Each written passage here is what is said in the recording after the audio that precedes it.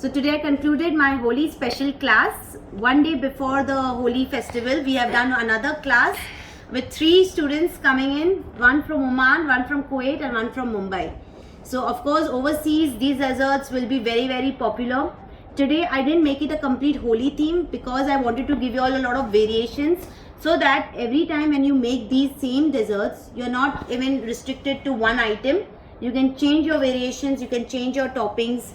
I gave you a lot of variations even in pistachio tres leches. Mango is coming up. Obviously mango tres leches is the best thing that you can come up with.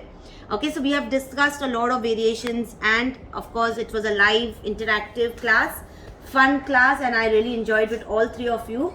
Let me start with my first item. The first one was your thandai. Where is my thandai? Sorry.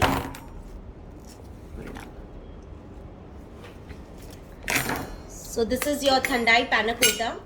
Now I've given you the recipe. You can even make a plain thandai, plain panna cotta with different fruit fillings. Okay, so it's not necessary that you need to do thandai flavor. Okay, so this is your panna cotta where I've given you the plain panna cotta recipe. You add any flavors and that's how you make your different panna cottas. Okay, so this is what thandai brittle that I showed you, which you can garnish on top of your panna cotta.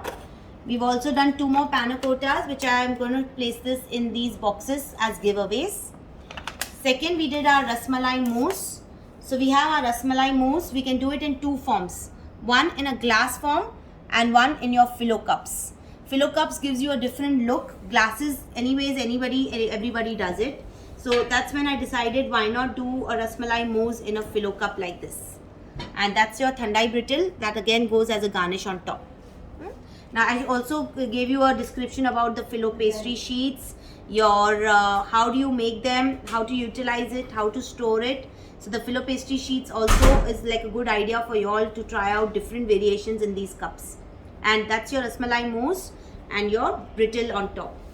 Then comes your pistachio tres leches. This is the way you serve your guests or your client. Okay, so the syrup or the tres leches milk generally goes separately. Okay, and now this tres leches cake can be made in a square shape in your regular cake tin, or you can make in dishes. You can even make it in glass jars.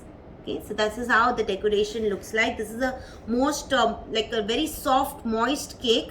Okay, and the milk is the main part of it because that's how you are literally dipping, like, you know, as if you are eating the moist cake with the help of the milk. And a very chilled cake is always better when you have this.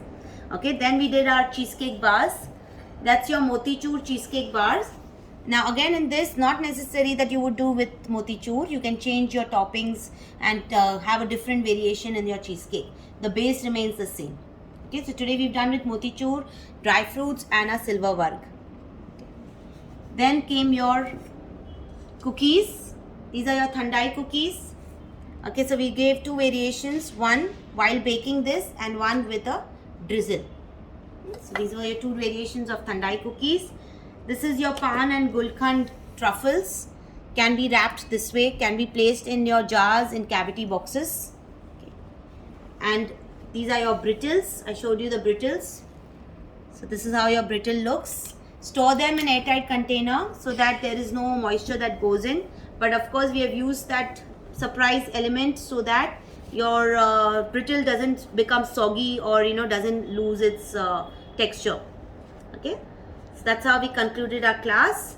And any reviews the newcomers would like to give me for today's class?